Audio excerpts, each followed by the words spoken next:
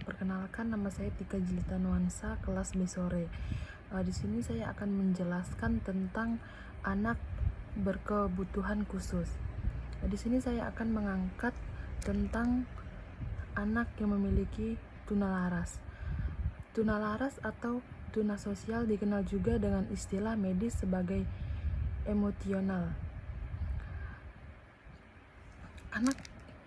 Anak tunalaras merupakan anak dengan hambatan, gangguan, atau kelebihan tingkah laku dan emosi yang tidak dapat berinteraksi dan beradaptasi dengan baik, sehingga kurang dapat diterima oleh lingkungannya.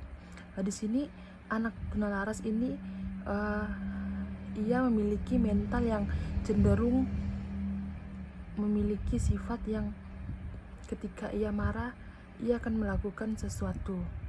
Ia akan melakukan contohnya seperti memukul kepala, ataupun ia bisa memukul orang lain. Anak tunalaras atau anak tuna sosial adalah bentuk tingkah laku anak yang menunjukkan pertentangan terhadap norma-norma sosial masyarakat yang berwujud seperti mencuri, mengganggu, atau menyakiti orang lain. Yang sudah saya bilang tadi, ia akan melihat ketika ia marah, ia akan melihat orang dan ia akan memukul maupun mencuri, menyakiti orang yang di sekitarnya. Selain itu, tunalaras juga mempunyai kebiasaan melanggar nilai kesusilaan maupun sopan santun yang berlaku dalam kehidupan sehari-hari, termasuk sopan santun dalam berbicara maupun bersosialisasi dengan orang lain. Biasanya anak tunalaras ini mereka tidak memiliki sopan santun, sehingga mereka berbicara itu semau mereka. Contohnya mereka mengeluarkan kata-kata kasar, mengeluarkan kata-kata kotor, karena tadi mereka memiliki yang sifat yang cenderung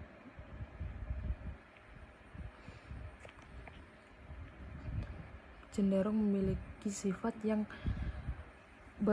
berkebutuhan khusus. Di sini saya akan mengangkat, menurut Effendi 2 tahun 2006, tunalaras adalah individu yang mempunyai tingkah laku menyimpang ataupun berkelainan, tidak memiliki sikap melakukan pelanggaran terhadap peraturan dan norma-norma sosial dengan frekuensi yang cukup besar, tidak atau kurang mempunyai toleransi terhadap kelompok dan orang lain, serta mudah terpengaruhi oleh suasana sehingga membuat kesulitan bagi diri sendiri ataupun orang lain. Contohnya ketika mereka marah, mereka akan susah dikendalikan. Mereka akan melakukan melempar barang ataupun bisa melukai diri mereka sendiri.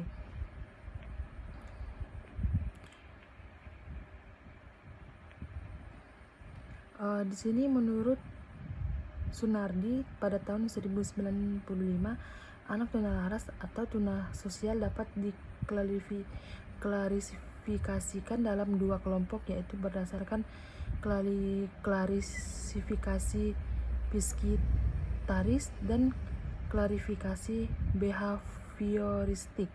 Adapun penjelasan jenis klarifikasi tersebut, klarifikasi psikiatris ini mereka memiliki tingkat ringan atau sedang.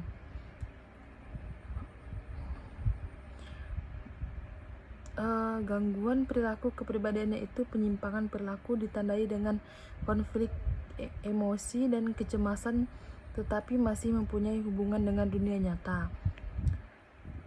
Adapun tingkat berat meliputi penyimpangan perilaku ditandai dengan penyimpangan dari pola-pola perilaku normal dalam berpikir dan bertindak.